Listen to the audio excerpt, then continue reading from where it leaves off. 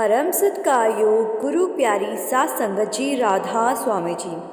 सात संगत जी, आज की ये सच्ची घटना एक सत्संगी ने खुद संगत के साथ साझा की थी।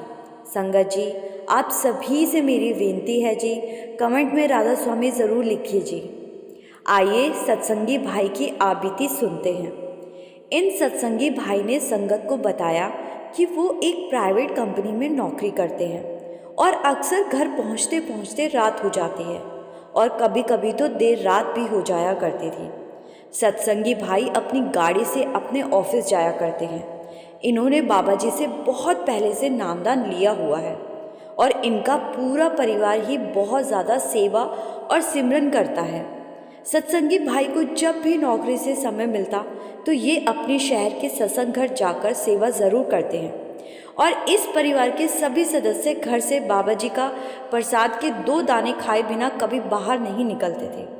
और परिवार में कुल 2 गाड़ियाँ थीं और दोनों गाड़ियों में बाबा जी की तस्वीरें डैशबोर्ड पर लगाई हुई थी।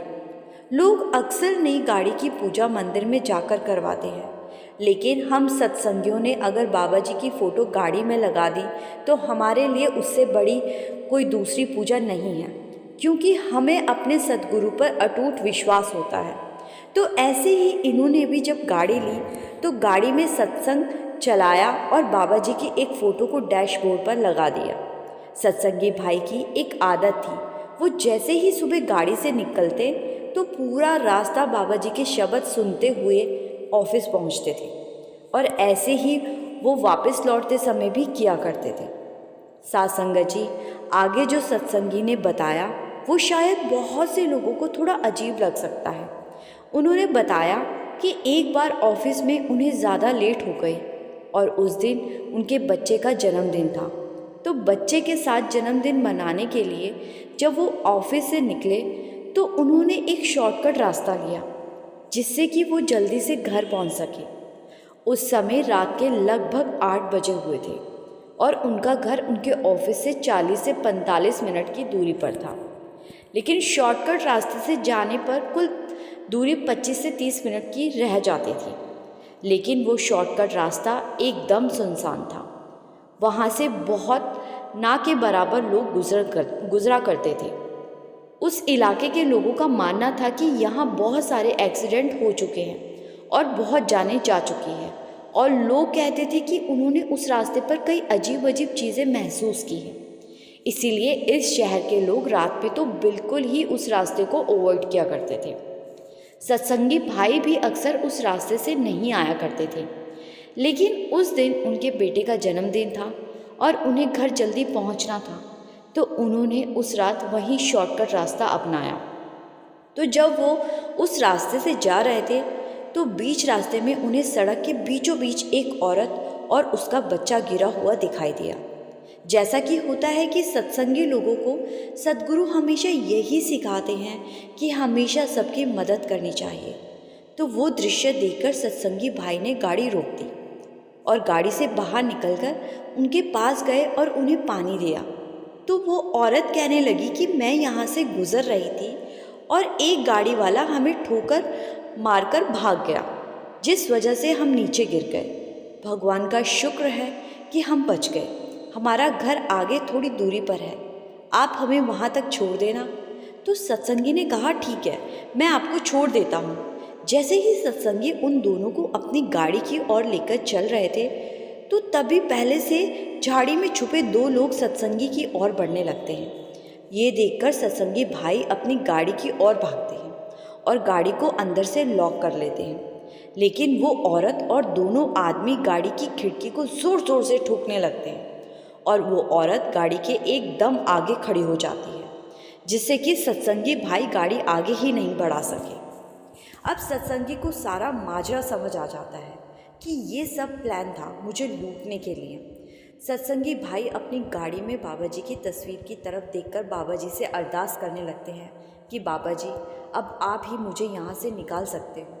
अभी वो अरदास कर ही रहे होते हैं कि ना जाने कहाँ से उनकी कार के एकदम पीछे पुलिस की जीप आकर हॉर्न मारने लगती है, क्योंकि पुलिस वालों को आगे बढ़ने के लिए रास्ता चाहिए था और सड़क के बीचों बीच सत्संगी भाई की गाड़ी खड़ी थी।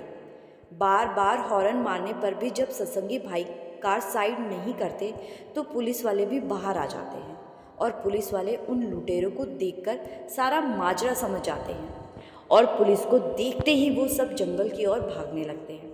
लेकिन पुलिस वाले उस औरत और उसके बच्चे को पकड़ लेते हैं और ये सब देखकर सत्संगी की जान में जान आ जाती है और वो बाबा जी का शुक्रिया करता है और कार से बाहर निकलकर पुलिस वालों के पास जाते हैं और पुलिस को सारी बात बताते हैं। तो पुलिस वाले कहते हैं, हमें पहले भी बहुत बार कंप्लेंट मिली थी कि इस रास्ते पर एक गैंग है जो गाड़ियों को लूटते और मारपीट करते हैं।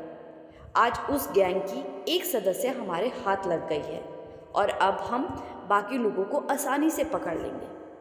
सत्संगी भाई पुलिस वालों का बहुत धन्यवाद करते हैं और पुलिस वाले उनको जो बताते हैं वो सुनकर सत्संगी भाई हैरान रह जाते हैं। पुलिस वाले कहते हैं, भाई आज तेरी किस्मत ही अच्छी थी जो हमें एंड टाइम पर गाड़ी इस ओर मोड़ ली, नहीं तो हम लोग तो सीधे ही जा रहे थे। लेकिन इस सड़क के मोड़ पर आते ही ना जाने हमारे ड्राइवर को क्या हुआ और वो कहने लगा कि साहब आज इस रास्ते से चलते हैं। तो हमने अपने ड्राइवर की बात मानकर गाड़ी इस तरफ मोड़ ली। ये सुनकर सत्संगी की हैरानी का ठिकाना नहीं रहता, क्योंकि उस मोड़ से उस जगह पर आने में जितना समय लगता है ठीक उतने समय पहले ही सत्संगी भाई ने बाबा जी की डैशबोर्ड पर लगी तस्वीर की ओर देख अरदास की थी और बाबा जी ने अरदास सुनकर पुलिस वालों की गाड़ी इधर मोड़ दी। सत्संगी भाई ने जब ये बात अपने घर आकर बताई तो सबके सब हैरान थे और घर वालों ने सत्संगी भाई को थोड़ी डांट भी लगाई कि तू क्यों उस सड़क से आया जब तुझे पता है वो रास्ता सेफ नहीं है। लेकिन सत्संगी ने कहा कि जिसके अंग संग सतगुरु हर पल हो उसे चिंता करने की क्या ज़रूरत। साथ संगत जी, ये बात ठीक है कि सतगुरु हर पल हमारी संभाल करते हैं, लेकिन हमें भी सोच समझकर ही चलना चाहिए। बेवजह खतरा मोल नहीं लेना चाहिए और गाड़ी हमेशा धीरे धीरे ही चलानी चाहिए। देर भले हो जाए लेकिन कोई हादसा ना हो, इसका हमें भी ध्यान रखना चाहिए। लेकिन आजकल की भागदौड़ भरी ज़िंदगी में हर कोई जल्दी में है, सबको अपने अपने स्थान पर पहुंचने की जल्दी रहती है। बाबा जी सवाल जवाब के दौरान बार बार कहते हैं कि हमें सोच समझ कर चलना है और किसी भी काम में जल्दबाजी नहीं करनी है। साथ संगत जी, आशा करती हूँ आपको आज की ये साखी अच्छी लगी होगी।